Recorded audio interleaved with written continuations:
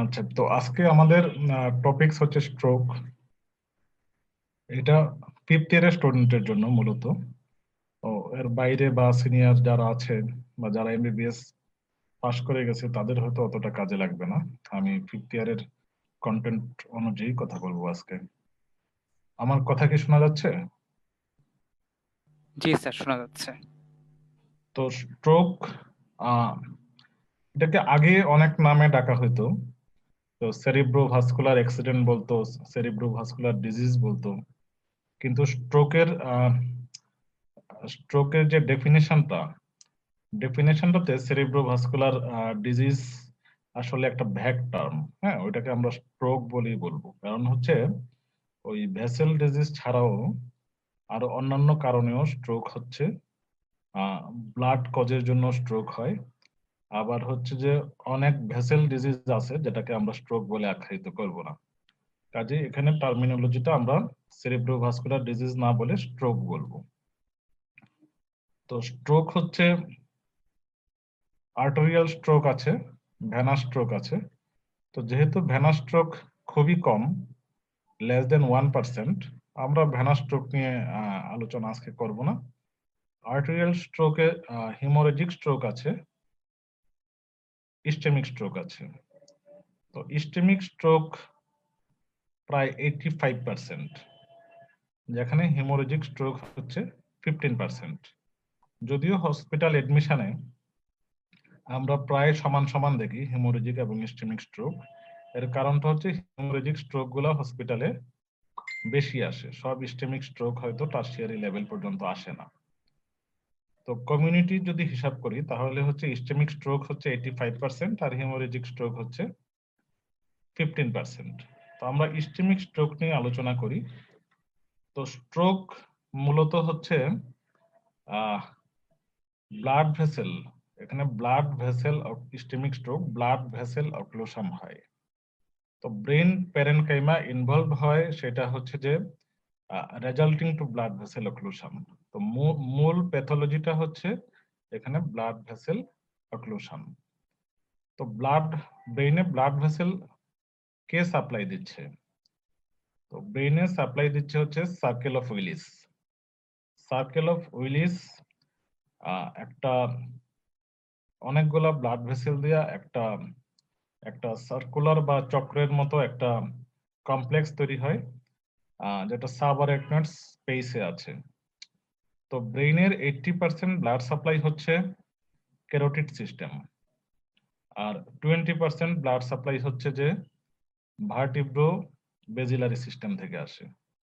তো carotid system মানে হচ্ছে কমন ক্যারোটিড আর্টারি, দুই পাশে দুটো common carotid artery branch, internal carotid artery.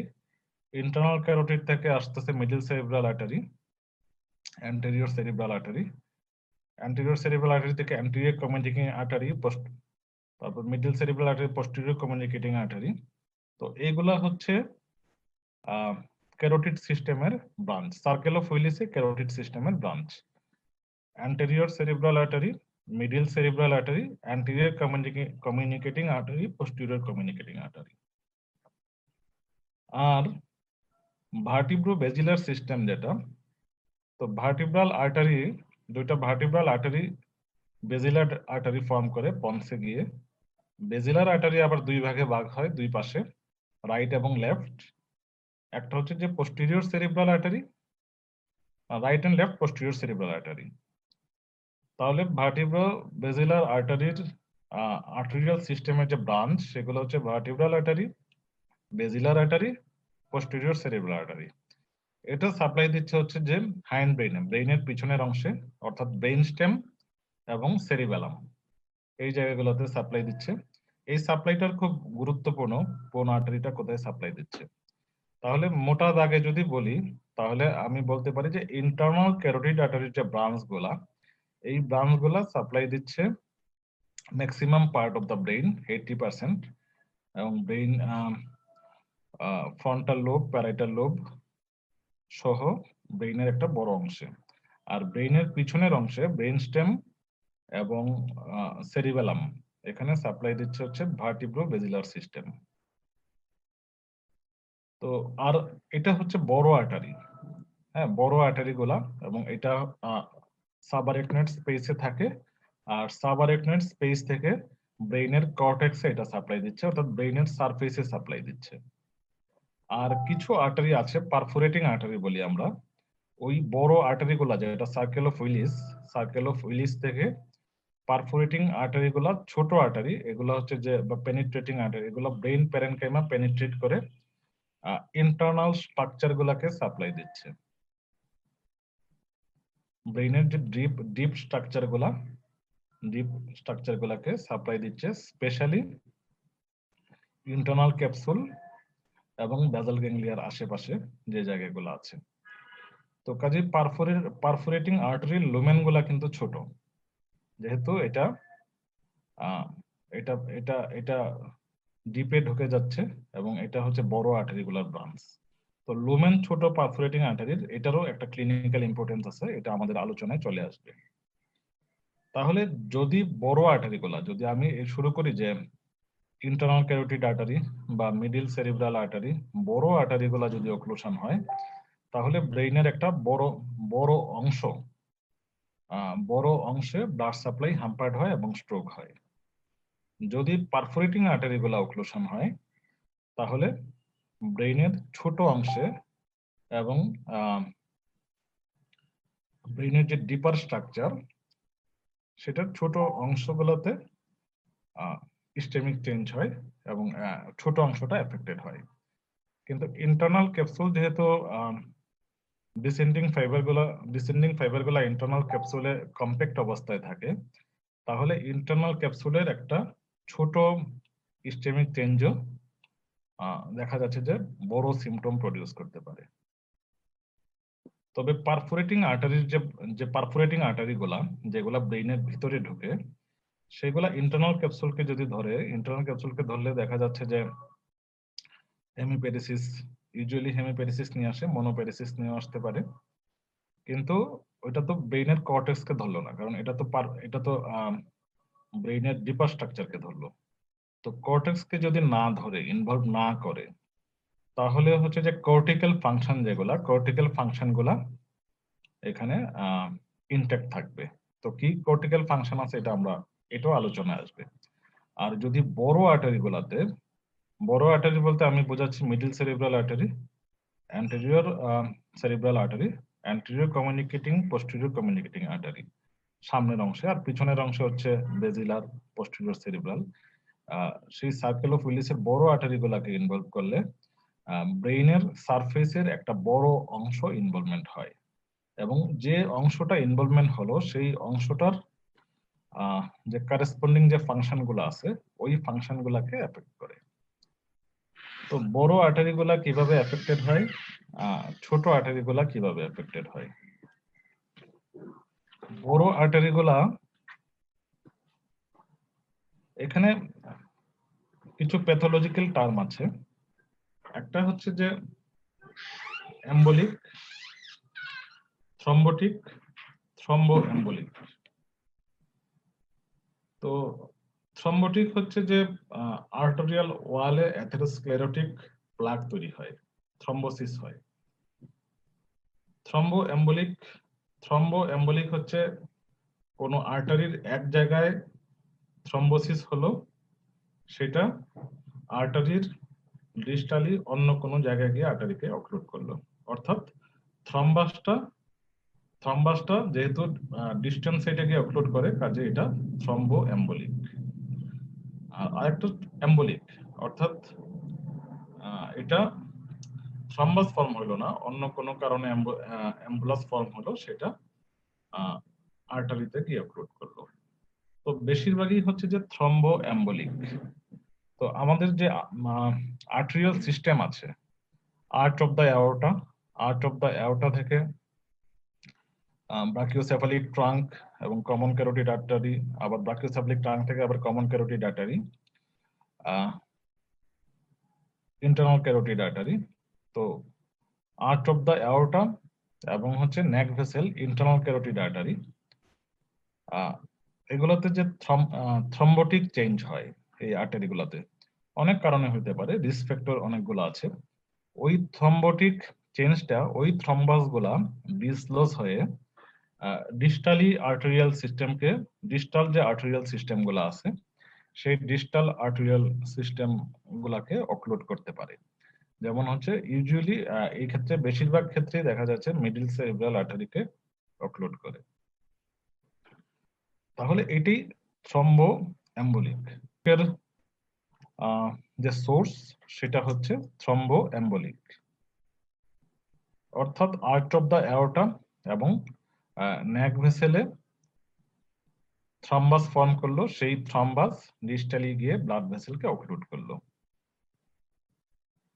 আর 20% ক্ষেত্রে সেটা হচ্ছে থ্রম্বোটিক, আর 20% ক্ষেত্রে কার্ডিও এম্বলিক।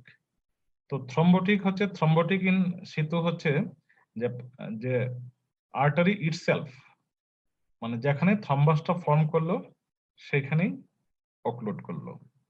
তাহলে থ্রম্বাসটা ফর্ম করছে যদি অক্লুড করতে হয়, তাহলে যে আর্টারি গুলার লোমেনটা নেরো সেই জায়গাটাকে অক্লুড করাটা ইজি, কারণ এখানেই থ্রম্বাস ফর্ম হচ্ছে। নেরো লোমেন থাকার জন্য স্পেস কম, অল্প থ্রম্বাস হলেই আর্টারিটা অক্লুড হয়ে যায়। তো যেহেতু পারফোরেটিং আর্টারি গুলার লোমেনটা নেরো, এই জন্য পারফোরেটিং আর্টারি গুলাতে থ্রম্বাস ফর্ম হয়। ওই থ্রম্বাস গুলাই পারফোরেটিং আর্টারি গুলাকে ব্লক করে এবং ব্রেইনের ডিপার স্ট্রাকচার গুলা, ক্যাপসুলো গ্যাংলিওনিক রিজনে ডিপার স্ট্রাকচার গুলাকে এফেক্ট করে, ইন্টারনাল ক্যাপসুলকে এফেক্ট করে। আর যেগুলো থ্রম্বো এম্বলিক সেইগুলো লার্জ আর্টারিকে অক্লুড করতে পারে, আবার যদি যে থ্রম্বাসটা যদি ভেঙে যায় তাহলে এগুলো স্মল আর্টারিকেও অক্লুড করতে পারে। আর কার্ডিও এম্বলিক যেটা, হার্টে অ্যাম্বুলাস ফর্ম হয়, ওই হার্ট থেকে অ্যাম্বুলাসটা ব্রেইনে গিয়ে ইউজুয়ালি লার্জ আর্টারি গুলাকে অক্লুড করে। তো হার্টে কি কি কারণে ফর্ম হয় অ্যাম্বুলাস? এট্রিয়াল ফিব্রিলেশনে অ্যাম্বুলাস ফর্ম হতে পারে। এট্রিয়াল ফিব্রিলেশন তো হচ্ছে যে হার্টটা অ্যাবনর্মালি, হার্টটা কাঁপবে, ভাইব্রেশন হবে, অথবা যদি কোনো ভালভুলার হার্ট ডিজিজ থাকে তাহলে তো হার্টের যে ব্লাড গুলো আছে এই ব্লাড গুলার টার্বুলেন্স হয়। তো ওই টার্বুলেন্স গুলা হলে তো দেখা যাচ্ছে যে ব্লাডে ক্লটিং ফ্যাক্টর থাকে। তো দুধ থেকে, যেমন হচ্ছে একটা উদাহরণ দিই, যে দুধে যেমন হচ্ছে যে মাখন তৈরি করে, দুধগুলাকে টার্বুলেন্স করে দুধের ফ্যাটটা উপরে উঠে যায়, মাখন তৈরি হয়। ঠিক সেইভাবেই যদি ব্লাডটা অ্যাবনর্মাল মুভমেন্ট হয়, ব্লাডে যদি কোনো টার্বুলেন্স হয়, তাহলে যে ক্লটিং ফ্যাক্টর গুলা এগুলা জমা হয়ে যায়। তো দেখা যাচ্ছে যে ভালভুলার হার্ট ডিজিজে অথবা অ্যাট্রিয়াল ফিব্রিলেশন অথবা ইনফেক্টিভ এন্ডোকার্ডাইটিস, তো এইসব ক্ষেত্রে হার্টে অ্যাম্বুলাস ফর্ম করে। সেই অ্যাম্বুলাসটা হার্ট থেকে গিয়ে ব্রেইনের ইন্ট্রাক্রেনিয়াল ব্লাড ভেসেল গুলাকে এফেক্ট করতে পারে। তাহলে আমরা দেখলাম এখানে যে অ্যানাটমিটা, যে আসলে স্ট্রোকটা ব্লাড ভেসেলের অ্যানাটমিটা জানতে হবে, ব্লাড ভেসেলের অ্যানাটমি, কারণ স্ট্রোকটা তো ব্লাড ভেসেলকেই অক্লুড করে হচ্ছে। তো সেটা বললাম যে লার্জ আর্টারি, সার্কেল অফ উইলিসে এবং পারফোরেটিং আর্টারি, এবং তিনটা সোর্স থেকে আসতেছে। একটা হচ্ছে যে বেশিরভাগ হচ্ছে যে অন্য লার্জ আর্টারি থেকে, যেমন হচ্ছে আর্ট অফ দ্য অ্যাওর্টা এবং কমন ক্যারোটিড আর্টারি এবং ইন্টারনাল ক্যারোটিড আর্টারি থেকে, যেখানে থ্রম্বাস ফর্ম করলো, থ্রম্বাসটা ডিস্টালি গিয়ে ইন্টারক্রেনিয়াল আর্টারিকে ব্লক করলো। অথবা হার্ট থেকে সরাসরি যাচ্ছে অ্যাম্বুলাস, অথবা ইন সিতু থ্রম্বোসিস, অর্থাৎ পারফোরেটিং আর্টারিতে থ্রম্বোসিস হচ্ছে। তো এই এই হচ্ছে এটার প্যাথোলজি, প্যাথোফিজিওলজি। তো কি হয় আসলে, যে যখন আর্টারিটা ব্লক হয়ে যায়, আর্টারিটা ব্লক হয়ে গেলে ব্লাড সাপ্লাই পাচ্ছে না ব্রেন প্যারেনকাইমা।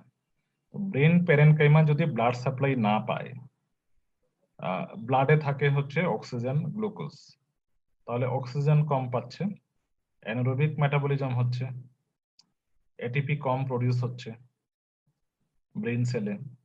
তাহলে ব্রেইন সেলে যে ব্রেইন সেলের সেল ওয়ালে যে সোডিয়াম পটাশিয়াম পাম্প আছে, ওই পাম্পটা ফেল করবে। ফেল করলে ওই পাম্প কাজ করবে না, কারণ এই পাম্পটা তো এটিপি ডিপেন্ডেন্ট।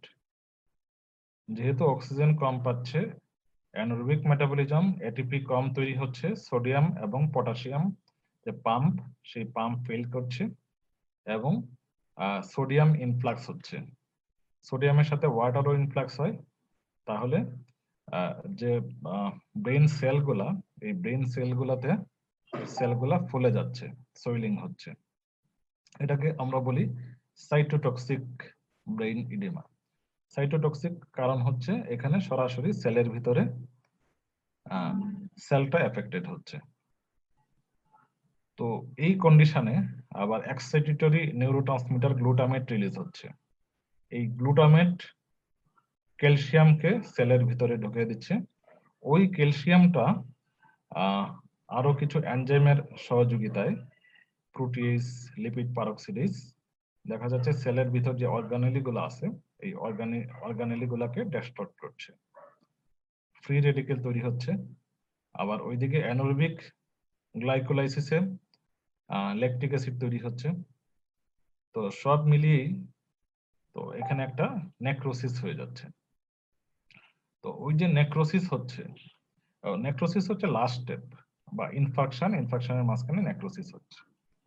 তো তারও আগে ইস্টেমিয়া হচ্ছে, তো তখনও সেল ডেথ হচ্ছে না।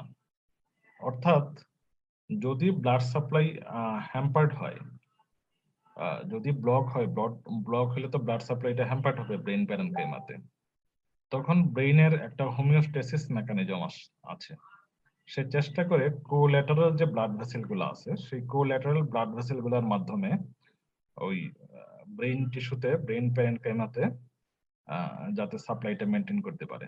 এবং তখন হচ্ছে আর্টারি গুলাও, আশেপাশে আর্টারি গুলাও একটু ডাইলেটেড হয়ে যায়। যার ফলে এই হোমিওস্টেসিস মেকানিজম যখন ফেল করে, তখনই আস্তে আস্তে প্রথমে ইস্টেমিয়া হয়, তারপর ইনফেকশন হয়। তো ইস্টেমিয়াটা রিভার্সিবল। ইস্টেমিয়া হয় ব্লাড সাপ্লাই কমে যায়, কিন্তু ওইখানে ব্লাড সাপ্লাই কমে গেলে ইলেকট্রিক্যাল অ্যাক্টিভিটিটা ব্যাহত হয় ব্রেন সেলের, কিন্তু তখনও ওইটা ইরিভার্সিবল ডেথের পর্যায়ে যায় না। তো তখন আমি সিমটম পাবো ঠিকই, কিন্তু আবার যদি আমি ওইখানে ব্লাড সাপ্লাইটা রিস্টোর করতে পারি, তাহলে ওই ইস্টেমিয়া যে জায়গাটা হলো, সেই জায়গাটা আবার সেটা আবার মানে ওই সেলগুলাকে আমি রিভাইভ করতে পারবো। তাহলে যে স্ট্রোকের, যদি আমি চিন্তা করি যে স্ট্রোকের ট্রিটমেন্ট কি, যদি অ্যাকিউট স্ট্রোকের চিন্তা করি, তাহলে স্ট্রোকে একটা হয়তো অংশ থাকবে ইনফাকশন, আরেকটা অংশ থাকবে, পাশে থাকবে ইস্টেমিয়া, যে টিস্যুটাকে আবার রিভাইভ করানো যাবে। হ্যাঁ, ওই যদি যে টিস্যুটাকে রিভাইভ করানো যাবে, সেটাকে আমরা বলি পেনামরা। তো পেনামরাটাকে অ্যাকিউট স্ট্রোকের ট্রিটমেন্টের আমাদের উদ্দেশ্য হচ্ছে ওই পেনামরাটাকে আবার আমরা ইনফেকশনে পৌঁছাতে দেব না, ওইটাকে আবার আমরা রিভাইভ করাবো। তো যত পেনামরা যদি বেশি থাকে, অর্থাৎ ইনফেকশন যদি কম থাকে এবং ইস্টেমিয়া যদি বেশি থাকে, তাহলে এগুলা হচ্ছে যে সেই সেই অ্যাকিউট স্ট্রোকের ক্ষেত্রে সেগুলা হচ্ছে যে আইডিয়াল ফর থ্রম্বোলাইসিস থেরাপি। তো থ্রম্বোলাইসিস থেরাপি কি, এটা আমি পরে আসছি।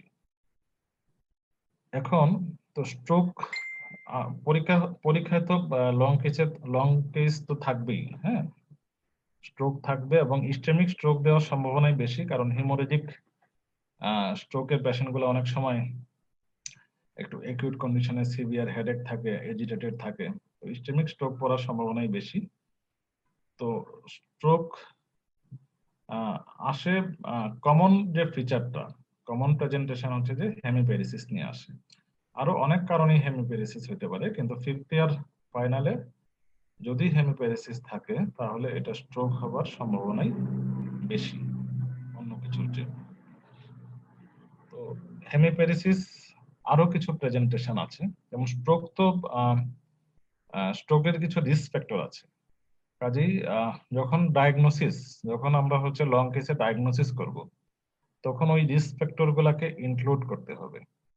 যেমন হাইপার টেনশন স্ট্রোকের একটা বড়, ইস্কেমিক স্ট্রোকের, আমি ইস্কেমিক স্ট্রোক নিয়ে আজকে কথা বলছি। তো ইস্কেমিক স্ট্রোকের একটা বড় রিস্ক ফ্যাক্টর হচ্ছে হাইপার টেনশন।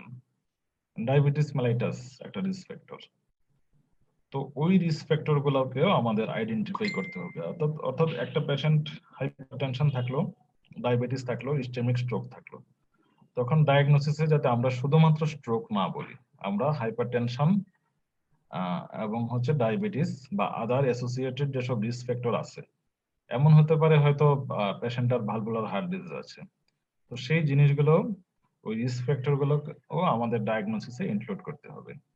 তাহলে আমাদের জানতে হবে যে স্ট্রোকের রিস্ক ফ্যাক্টর গুলা কি। যেমন হচ্ছে যে এল্ডারলি পেশেন্টের স্ট্রোক হয়, তো এল্ডারলি পেশেন্ট তো এটা রিস্ক ফ্যাক্টর, কিন্তু এটা তো হ্যাঁ পেশেন্টের বয়স তো কেউ আর মিস করবে না। তো রেসের ব্যাপারও আছে, যে রেস আমাদের আমাদের দেশের জন্য হচ্ছে প্রায় সবাই একই রেসের, তো এটাও খুব বেশি গুরুত্বপূর্ণ না। তো মেইনলি আমাদের দেখতে হবে যে ডায়াবেটিস আছে কিনা, হাইপারটেনশন আছে কিনা, তারপর হচ্ছে যে অ্যাট্রিয়াল ফিব্রিলেশন আছে কিনা, অর্থাৎ পালসটা ইরেগুলার কিনা, পালসে হাত দিয়ে দেখতে হবে, কার্ডিয়াক কোনো প্রবলেম আছে কিনা, কোনো ভালভুলার হার্ট ডিজিজ আছে কিনা, এবং কোনো ক্যারোটিড ব্রুই আছে কিনা। অর্থাৎ এখানে যদি কোনো অ্যাথেরোস্ক্লেরোসিস থাকে, ওই যে আগেই তো বললাম যে ওই লার্জ ভেসেল থেকে, এক্সট্রাক্রেনিয়াল ভেসেল থেকে প্রায় 60% থ্রম্বোএম্বোলিক স্ট্রোক হয়। যদি কোনো অ্যাথেরোস্ক্লেরোসিস থাকে তাহলে তো ব্রুই পাওয়া যাবে নেক ভেসেলে। তো এই জিনিসগুলো আমাদের দেখতে হবে। তো আমি আবার রিপিট করছি যে ডায়াবেটিস আছে কিনা, হাইপারটেনশন আছে কিনা, তারপরে হচ্ছে যে কোনো হার্ট ডিজিজ আছে কিনা, বা ভালভুলার হার্ট ডিজিজ, বা রিসেন্ট এমআই, হ্যাঁ, অ্যাট্রিয়াল ফিব্রিলেশন আছে কিনা, পালসে হাত দিতে হবে, ইরেগুলার পালস আছে কিনা, এবং হচ্ছে ক্যারোটিড ব্রুই আছে কিনা। তো এইগুলা রিস্ক ফ্যাক্টর দেখলাম।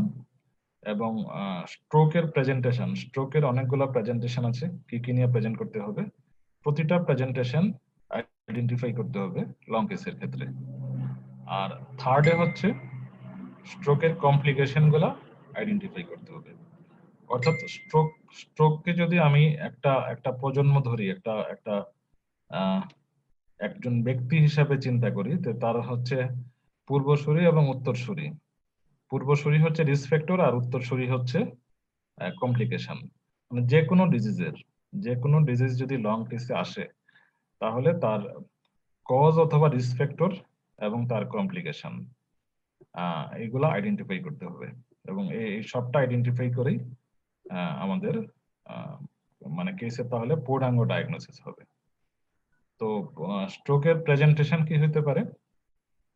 Usual presentation, very usual presentation হচ্ছে যে স্ট্রোকে হেমিপ্যারেসিস হয়।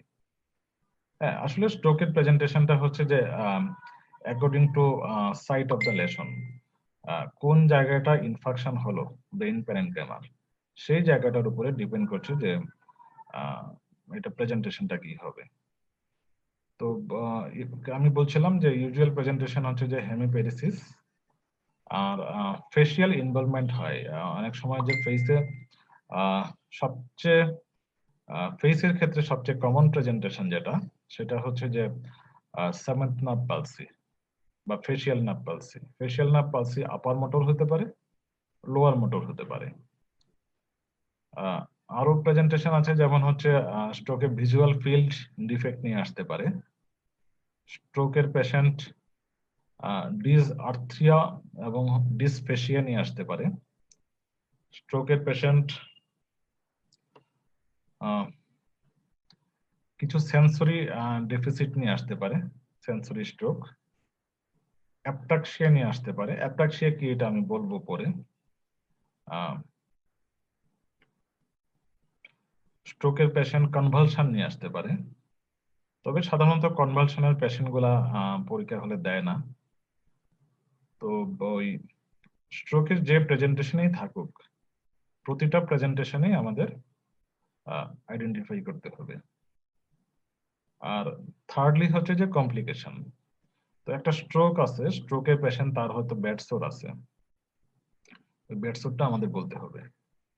স্ট্রোকের পেশেন্ট তার ইউরিনারি ইনকন্টিনেন্স আছে, তার হচ্ছে যে ক্যাথেটার করা আছে, তো ক্যাথেটার ইন সিতু এটা আমাদের অ্যাড্রেস করতে হবে। একটা স্ট্রোকের পেশেন্ট দীর্ঘ সময় বিছানায় শুয়ে আছে, তার হচ্ছে ডিপ ভেইন থ্রম্বোসিস ডেভেলপ করলো, তো ওই ডিপ ভেইন থ্রম্বোসিসকে আমাদেরকে এটাও পরীক্ষা হলে আইডেন্টিফাই করতে হবে। অথবা স্ট্রোকের পেশেন্ট তার যদি সোয়ালিং ডিফিকাল্টি থাকে, হয়তো অনেক সময় খাবার খাওয়াইতে গিয়ে অ্যাসপিরেশন নিউমোনিয়া হয়, তো ওই অ্যাসপিরেশন নিউমোনিয়াটা আমাদের আইডেন্টিফাই করতে হবে। স্ট্রোকের পেশেন্ট ফ্রোজেন শোল্ডার থাকে দীর্ঘ সময় ইমোবিলিটির জন্য, ফ্রোজেন শোল্ডার আমাদের আইডেন্টিফাই করতে হবে। আচ্ছা, তাহলে যদি আমি মোটা দাগে চিন্তা করি, স্ট্রোকের প্রত্যেকটা রিস্ক ফ্যাক্টর, যে রিস্ক ফ্যাক্টর গুলো আমাদের মাথায় রাখতে হবে, মাথায় রাখলেই ওই রিস্ক ফ্যাক্টর গুলো আমরা খুঁজবো এবং যদি থাকে আমরা আইডেন্টিফাই করব। তাহলে পরীক্ষা হলে যদি একটা লং কেসে স্ট্রোক দেয়, স্ট্রোকের রিস্ক ফ্যাক্টরটা উল্লেখ করতে হবে, স্ট্রোকের প্রেজেন্টেশন গুলা উল্লেখ করতে হবে, আইডেন্টিফাই করতে হবে, এবং কমপ্লিকেশন গুলো আইডেন্টিফাই করতে হবে। তো স্ট্রোক, ওই যে বললাম অ্যাকর্ডিং টু সাইট, মানে যে according to site of involvement or site of lesion. তাহলে স্ট্রোক যদি যদি মিডিল সেরিব্রাল আর্টারি অক্লুশন হলো, ফর এক্সাম্পল, তো মিডিল সেরিব্রাল আর্টারি তো একটা লার্জ আর্টারি, তো এটা আসছে circle of Willis, circle of হুইলিসের পার্ট সাবআরেকট্যান্ট স্পেসে আছে এবং মিডল সেরিব্রাল আর্টারি ব্রেইনের সারফেসের একটা বড় অংশে ব্লাড সাপ্লাই দিচ্ছে। তাহলে ব্রেইনের সারফেস ইনভলভমেন্ট হলো, যদি ব্রেইনের সারফেস ইনভলভমেন্ট হয়, তো সারফেসে তো যদি বড় অংশ ইনভলভমেন্ট হয়, তো সারফেসে তো পিরামিডাল সেলগুলো আছে, অর্থাৎ আপার মোটর নিউরন লেশন হবে। তো আপার মোটর নিউরন লেশন হবে, যদি হ্যান্ড এরিয়াতে হয় তাহলে হচ্ছে যে হাতের হবে, যদি বোথ হ্যান্ড এন্ড লেগ এরিয়াতে হয় তাহলে হাতের এবং পায়ের হবে, মানে হেমিপ্যারেসিস হবে, স্পাস্টিক হেমিপ্যারেসিস। যদি ভিজুয়াল কর্টেক্সে অক্সিপিটাল লোবে হয়, তাহলে ভিজুয়াল কর্টেক্সে হলে দেখা যাচ্ছে যে কন্ট্রালেটারাল হেমিয়ানোপিয়া হবে। কায়াজমার পরে, অপটিক কায়াজমার পরে যে কোনো জায়গায় হলে কন্ট্রালেটারাল হেমিয়ানোপিয়া হবে। তো ওইটা হচ্ছে যে এটা বুঝতে হলে, ওইটা অবশ্য ভিন্ন টপিক, কারণ এটা বুঝতে হলে যে আমাদের ভিজুয়াল রিফ্লেক্সটা এবং লাইট পাথওয়েটা, ভিজুয়াল পাথওয়েটা বুঝতে হবে। তো যদি অপটিক কায়াজমার পরে ব্রেইনের কোনো অংশে যদি ইস্টেমিক, ব্রেইনের কোনো অপটিক কায়াজমার পরে যদি অপটিক রেডিয়েশন বা অক্সিপিটাল লোবের এক পাশে যদি ইস্টেমিক চেঞ্জ হয়, তাহলে কন্ট্রালেটারাল হেমিয়ানোপিয়া হবে। যদি রাইট সাইডে,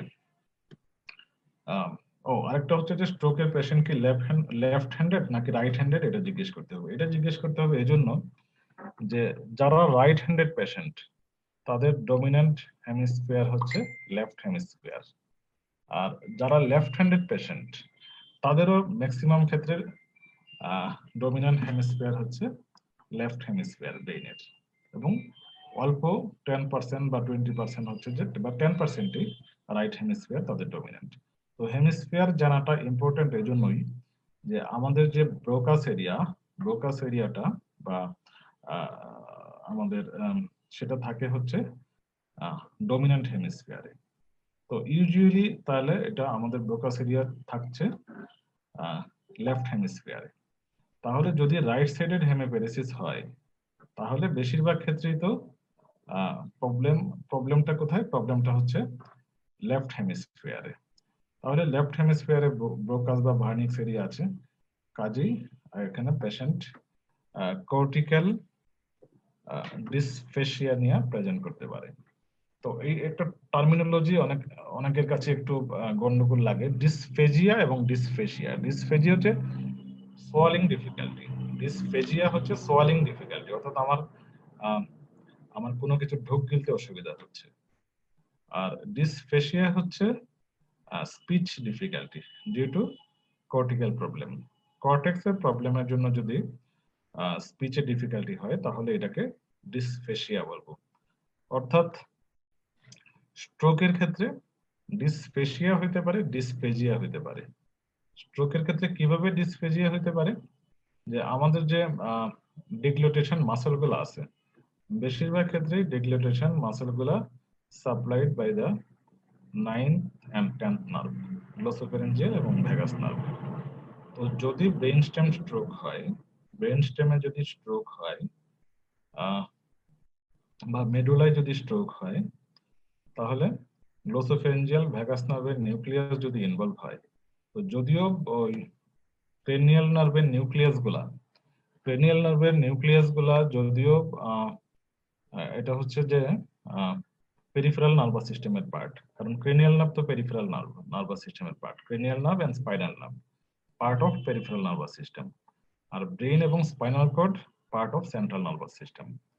তাহলে যদি তাহলে ক্রেনিয়াল নার্ভের যে নিউক্লিয়াস গুলা, ওই নিউক্লিয়াস গুলো তো ক্রেনিয়াল নার্ভের পার্ট, কাজেই তারা পেরিফেরাল নার্ভাস সিস্টেমের পার্ট।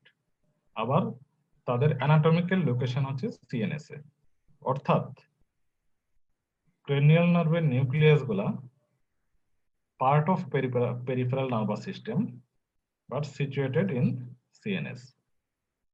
তাহলে যদি ব্রেন স্টেমে বা মেডুলা অবলঙ্গাটায় 9th and glossopharyngeal and vagus নার্ভের নিউক্লিয়াস হচ্ছে মেডুলা অবলঙ্গাটায়, তাহলে যদি মেডুলা অবলঙ্গাটায় ইনফেকশন হয়, এটা ল্যাটারাল সাইডে, মেডুলার অবলঙ্গেটার ল্যাটারাল সাইডে আছে, তো মেডুলা অবলঙ্গেটার ল্যাটারাল সাইডে যদি ইনফেকশন হয়, তাহলে আমরা 9 এবং 10th নার্ভের নিউক্লিয়াস ইনভলভ হবে, অর্থাৎ 9 এবং 10th nerve lower motor neuron lesion হবে, আর আপার লিম্ব এবং লোয়ার লিম্ব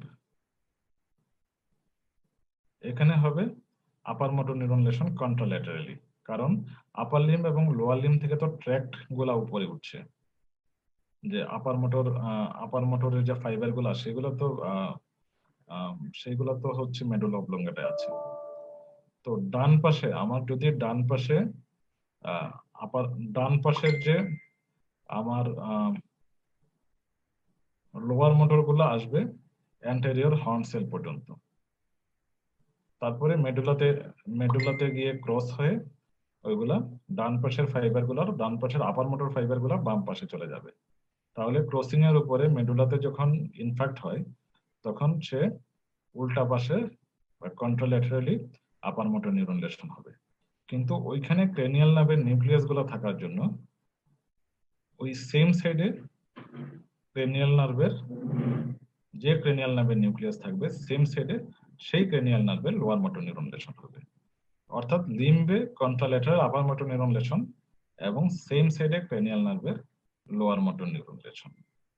ওইটা ব্রেন স্টেমের যে কোনো জায়গায় ব্রেন স্টেমের ইনফ্যাক্ট গুলোতে এরকম তাই হয়। যেমন হচ্ছে যে যদি আরেকটু উপরে যাই, যে পন্সে যদি ইনফ্যাক্ট হয়, তাহলে পন্সে হচ্ছে 7th নার্ভ 6th নার্ভের নিউক্লিয়াস আছে, অর্থাৎ অ্যাবডুসেন নার্ভ এবং ফেসিয়াল নার্ভ। তাহলে এবং এখানে আমার আপার লিম্ব এবং লোয়ার লিম্বেরও আপার মোটর নিউরন গুলা পন্স দিয়ে উপরে উঠছে, তাহলে আমি কন্ট্রাল্যাটারালি আমার আপার লিম্ব এবং লোয়ার লিম্ব এফেক্টেড হবে, আপার মোটর নিউরন লেশন হবে, এবং ইপসিলেটারালি 6 এবং 7 নার্ভ এফেক্টেড হবে যদি পন্সে হয়, কারণ 6 এবং 7 নার্ভের নিউক্লিয়াসটা পন্সে আছে।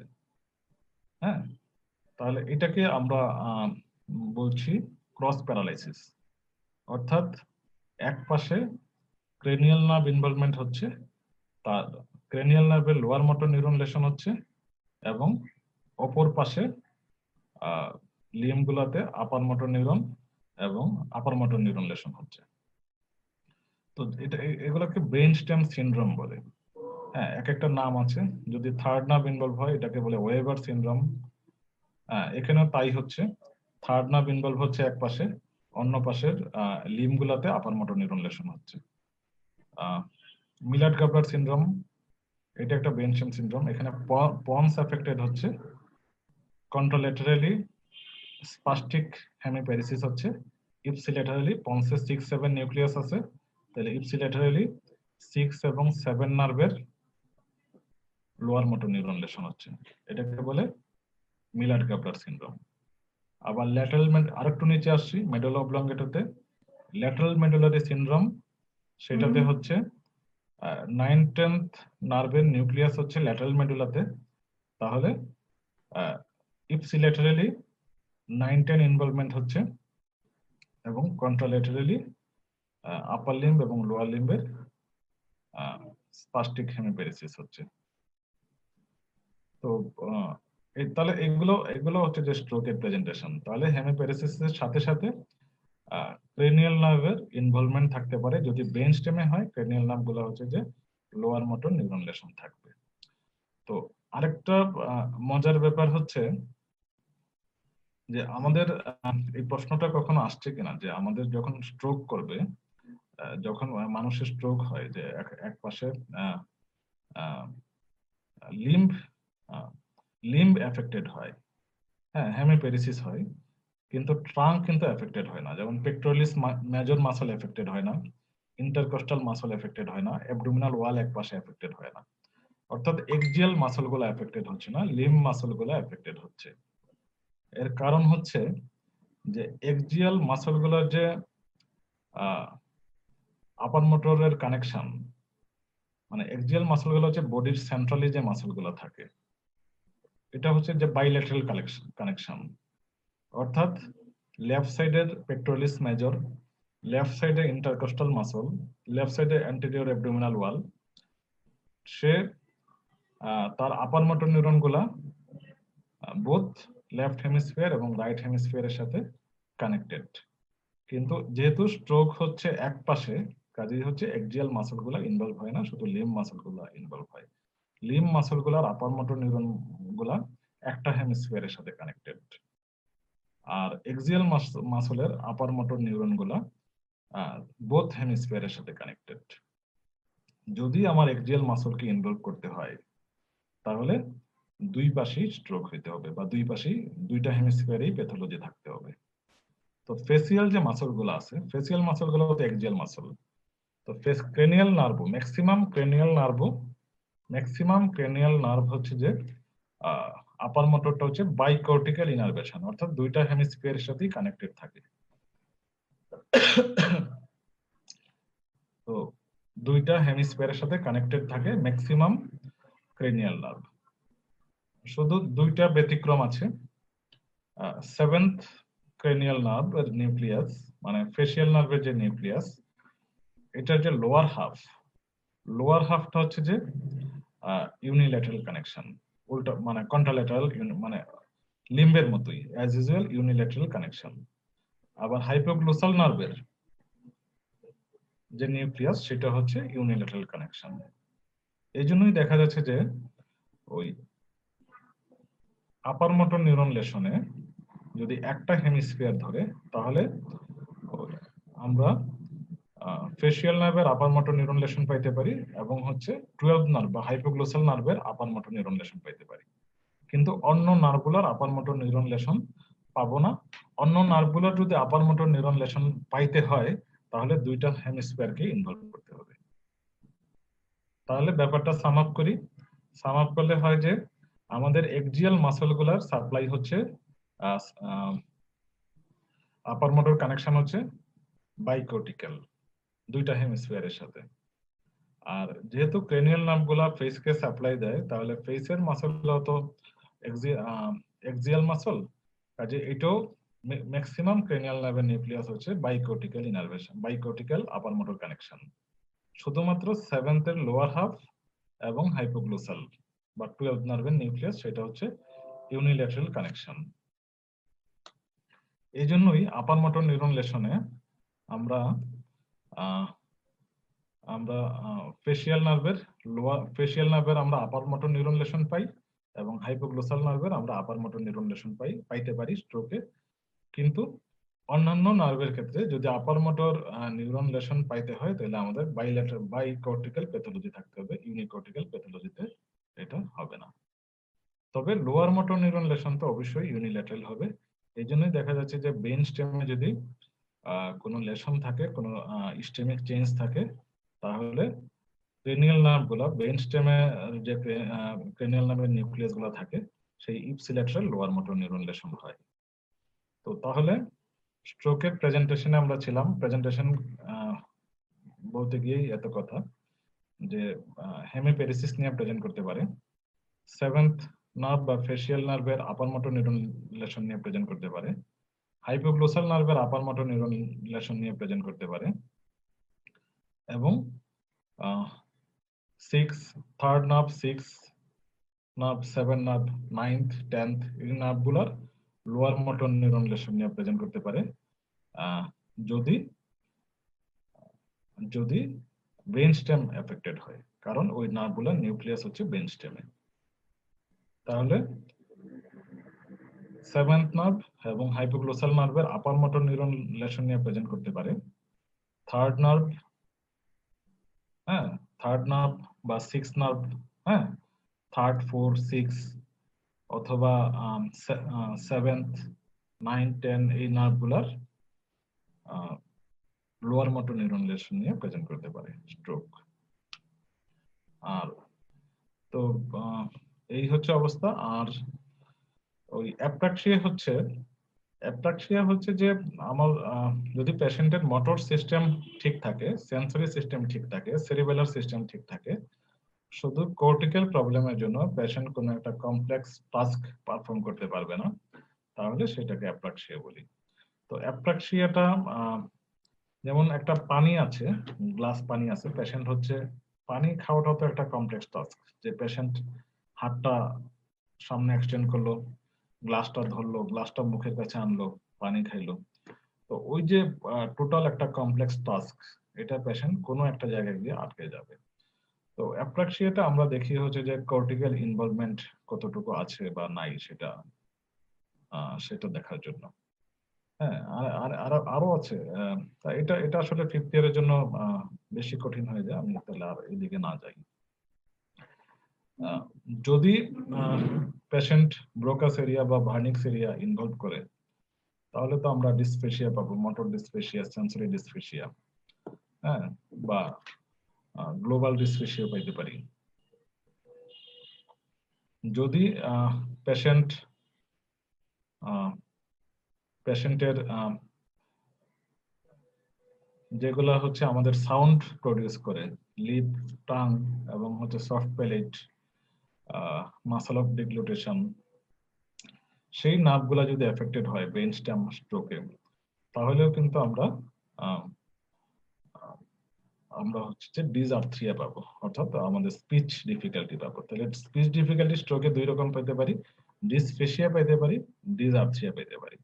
তো লং কেসে যদি পেশেন্ট গুলা থাকে, তাহলে ওইটার যদি ডিসফেসিয়া বা ডিসআর্থ্রিয়া থাকে, ইউজুয়ালি ডিসফেসিয়া গুলা দেয় না, যদি অল্প ডিসআর্থ্রিয়া থাকে তাহলে পেশেন্টের অ্যাটেন্ডেন্ট আমরা বলতে পারি স্যারদের কাছে যে আমাদের অ্যাটেন্ডেন্ট লাগবে, আমি ওই পেশেন্টের অ্যাটেন্ডেন্টের কাছ থেকে হিস্ট্রি নিব।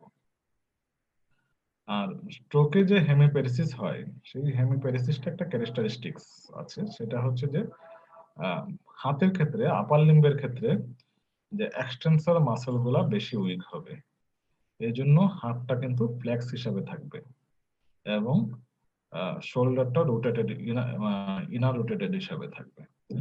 আর পায়ের ক্ষেত্রে ফ্লেক্সর মাসল গ্রুপ গুলা বেশি এফেক্টেড হবে, এজন্য পাটা হচ্ছে এক্সটেন্ডেড হিসাবে থাকবে। এজন্য হাঁটাটা হেমিপ্লেজিক গেট যেটা, সেটা হাঁটাটা হচ্ছে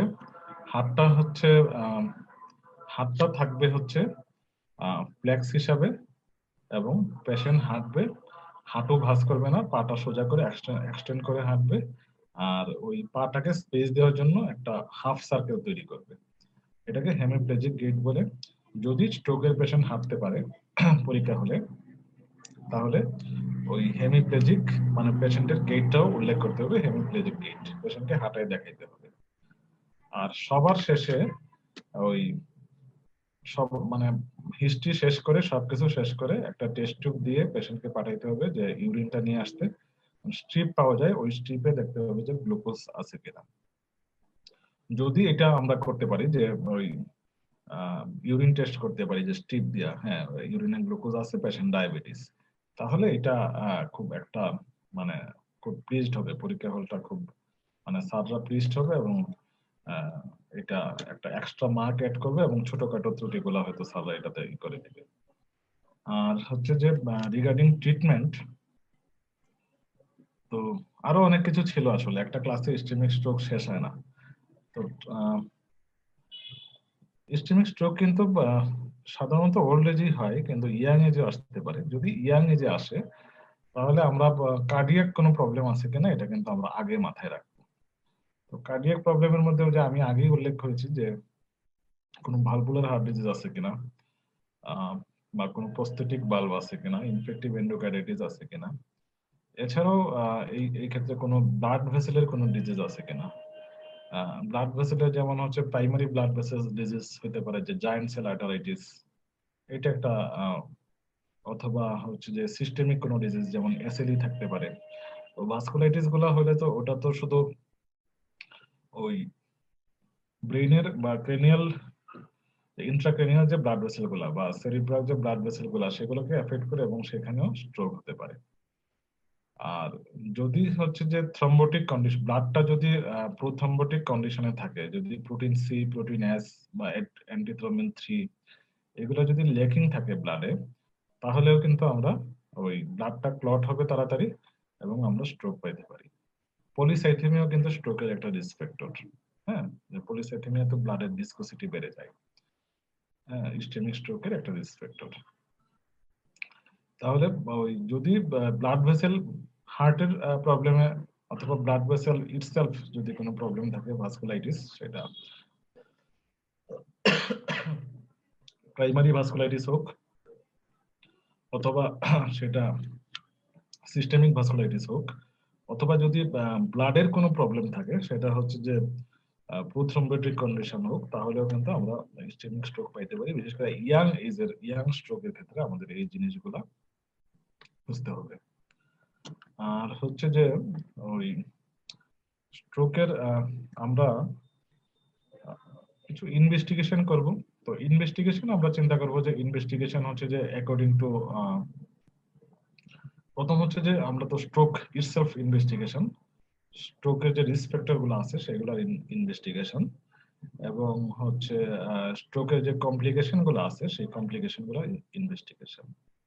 আমরা যাই করি, হিস্ট্রি নিলাম, এক্সামিনেশন করলাম, ইনভেস্টিগেশন করলাম এবং ট্রিটমেন্ট করলাম, প্রত্যেকটা ক্ষেত্রে আমাদের মনে রাখতে হবে স্ট্রোক ইটসেলফ এবং স্ট্রোকের প্রেজেন্টেশন, স্ট্রোকের রিস্ক ফ্যাক্টরস অর কজ, আর স্ট্রোকের কমপ্লিকেশন। ওই প্রতিটা জিনিসেরই আমাদের হিস্ট্রি নিতে হবে, আমাদের এক্সামিনেশন করতে হবে এবং আমাদের ইনভেস্টিগেশন করতে হবে এবং প্রতিটা জিনিস অ্যাড্রেস করে আমাদের ট্রিটমেন্ট দিতে হবে। অর্থাৎ সব ক্ষেত্রে আমরা এই জিনিসগুলো রিস্ক ফ্যাক্টর, স্ট্রোক এবং স্ট্রোকের কমপ্লিকেশন, এই তিনটা জিনিসকে আমরা বিবেচনা করব। তো এই হচ্ছে অবস্থা। আর যখন স্ট্রোকের পেশেন্টকে আমরা এক্সামিনেশন করব, তো এক্সামিনেশন করার সময় স্ট্রোকের পেশেন্ট তো স্বাভাবিক যে যে স্পাস্টিক হেমিপ্যারেসিস, স্পাস্টিক হেমিপ্যারেসিস ক্ষেত্রে individual muscle group as a whole দেখার মানে ইন্ডিভিজুয়াল মাসল গ্রুপ দেখার দরকার নাই, এজ এ হোল। যেমন হচ্ছে যে যদি লোয়ার মোটর নিউরন লেশন হয় তাহলে ইন্ডিভিজুয়াল মাসল গ্রুপ দেখার দরকার আছে, যে কোন মাসলটা ইনভলভমেন্ট হলো, কোন মাসলের নার্ভ সাপ্লাই কোনটা। কিন্তু আপার মোটরের ক্ষেত্রে তো এটা গ্রুপ হিসাবে ইনভলভমেন্ট হয়, হ্যাঁ, যে এক্সটেনসর মাসল এবং ফ্লেক্সর মাসল, প্রক্সিমাল এবং ডিস্টাল। কাজে ইন্ডিভিজুয়াল মাসল দেখার দরকার নেই, মোটা দাগে মাসল পাওয়ার কতটুকু প্রক্সিমালি, ডিস্টালি, এক্সটেনসর এবং ফ্লেক্সর কম্পার্টমেন্টে সেটা দেখলেই হবে। আর স্ট্রোকের আরেকটা ইম্পর্টেন্ট সাইন হচ্ছে প্রোনেটোর সাইন। প্রোনেটোর সাইন হচ্ছে যে স্ট্রোকে পেশেন্ট হয়তো তার হচ্ছে পাওয়ার, হ্যাঁ, হাতের, বিশেষ করে হাতের মাসল পাওয়ার হচ্ছে ধরি 4 বা 4+, হ্যাঁ, তো ওইখানে হয়তো বোঝা যাচ্ছে না যে মাসল পাওয়ারটা, কিন্তু পেশেন্টটাকে যদি আমি দুইটা হাত সামনে এক্সটেন্ড করে যে এইভাবে, যে যদি এই যে এইভাবে সামনে এক্সটেন্ড করলাম, যে সুপাইনেটর মানে সুপাইন অবস্থায় রাখলাম দুইটা হাত, তো আস্তে আস্তে হাতটা কিন্তু প্রোনেট করে যাবে, এবং প্রোনেট করে আস্তে আস্তে যে হাতটা ইনভলভ আছে, যে হাত উইক আছে, সেই হাতটা আস্তে আস্তে প্রোনেট করে, এবং প্রোনেশন হবে, প্রোনেশন হয়ে আস্তে আস্তে ড্রিফট হবে, নিচে নেমে যাবে। তো এটাকেই বলে প্রোনেটর ড্রিফট। হ্যাঁ, ড্রিফট। তো এটা হচ্ছে যে খুবই সেন্সিটিভ সাইন, যে যখন আমরা উইকনেসটা, এটা ফিফথ ইয়ারে লাগবে না, তো আমি বললাম যে প্রসঙ্গক্রমে যে যদি কোনো এটা খুব সেন্সিটিভ সাইন, প্রোনেটর সাইনটা।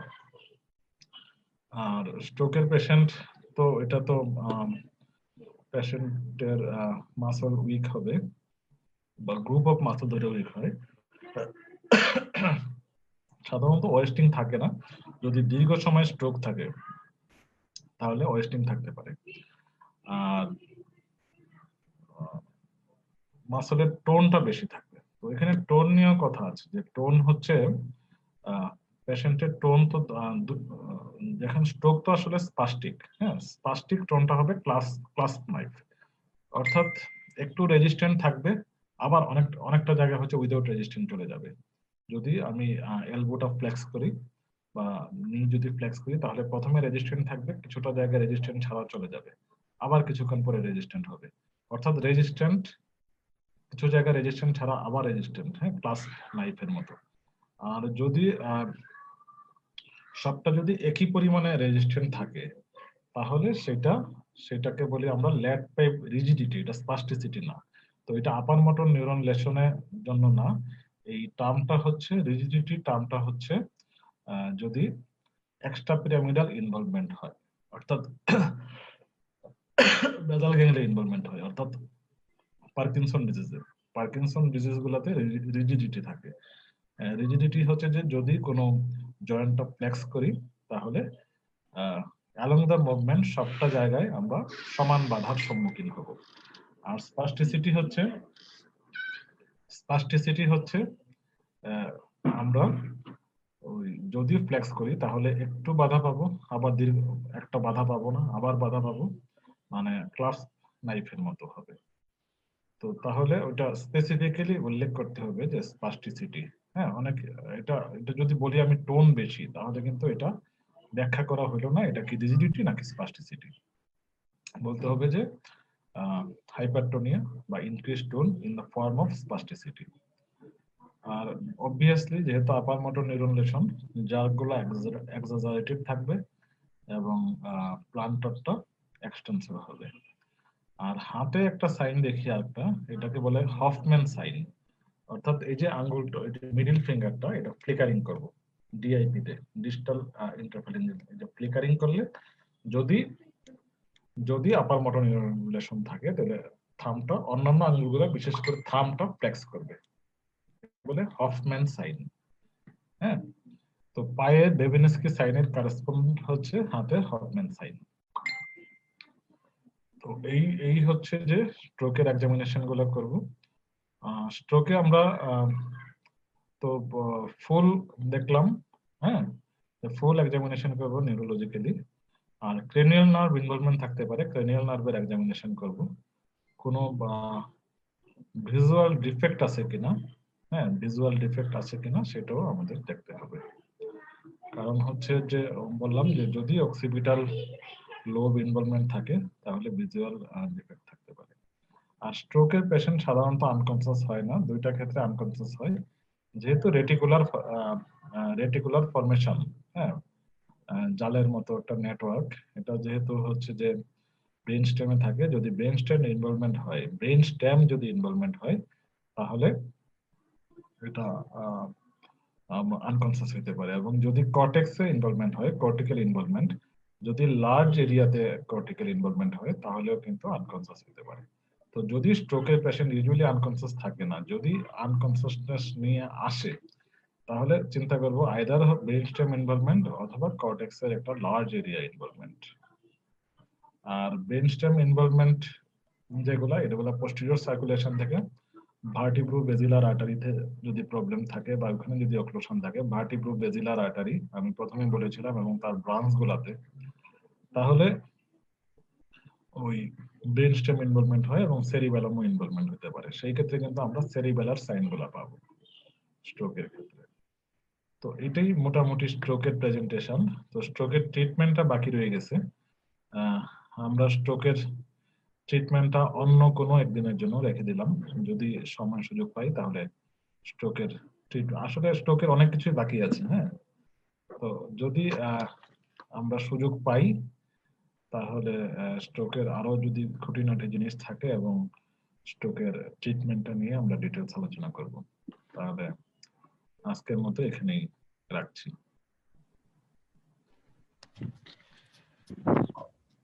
স্যার, আপাতত আমাদের এখনো কোনো কোশ্চেন আসে নাই, তবে স্যার একটা জিজ্ঞাসা ছিল, যদি স্ট্রোকের পেশেন্ট আনকনশিয়াসনেস নিয়ে আসে, তখন আমরা কি এক্সট্রা প্রিকশন নিব? আচ্ছা, যদি স্ট্রোকের পেশেন্ট, প্রথম কথা হচ্ছে যে একটা হচ্ছে যে পরীক্ষার হল, আর একটা হচ্ছে যে ম্যানেজমেন্ট, স্ট্রোকের ম্যানেজমেন্ট। যদি পরীক্ষা হলে আনকনসিয়াস পেশেন্ট দিবে না, পরীক্ষা হলে কনসিয়াস পেশেন্টই দিবে। আর যদি আনকনসিয়াস পেশেন্ট আসে তাহলে এক্সট্রা ম্যানেজমেন্ট হচ্ছে যে কোনো আনকনসিয়াস পেশেন্টের জন্য যে প্রোটোকলটা আছে সেই প্রোটোকলটাই আমরা মেনটেন করব। যেমন হচ্ছে এয়ারওয়ে ঠিক আছে কিনা, ব্রিদিং সার্কুলেশন ঠিক আছে কিনা, হ্যাঁ, তো কি কারণে আনকনসিয়াস হলো, হ্যাঁ, তারপরে হচ্ছে যে কমপ্লিকেশন গুলা কি আছে, কোনো যে সেই কমপ্লিকেশন গুলো আমাদের আইডেন্টিফাই করতে হবে এবং সেই কমপ্লিকেশন গুলো আমাদের অ্যাড্রেস করে ওটা ট্রিটমেন্ট দিতে হবে। যেমন হচ্ছে আনকনসিয়াস পেশেন্ট খুব ইনভেরিবলি অ্যাসপিরেশন নিউমোনিয়া থাকে, হ্যাঁ, তো অ্যাসপিরেশন নিউমোনিয়া কারেকশন করতে হবে। স্ট্রোকের পেশেন্ট যদি আনকনসিয়াস পেশেন্ট তার কোনো কনভালশন হচ্ছে কিনা তাহলে অ্যান্টি কনভালসিভ ড্রাগ দিতে হবে। কোনো ইনফেকশন থাকলে ইনফেকশনটাকে আমাদের অ্যাড্রেস করে ট্রিটমেন্ট দিতে হবে।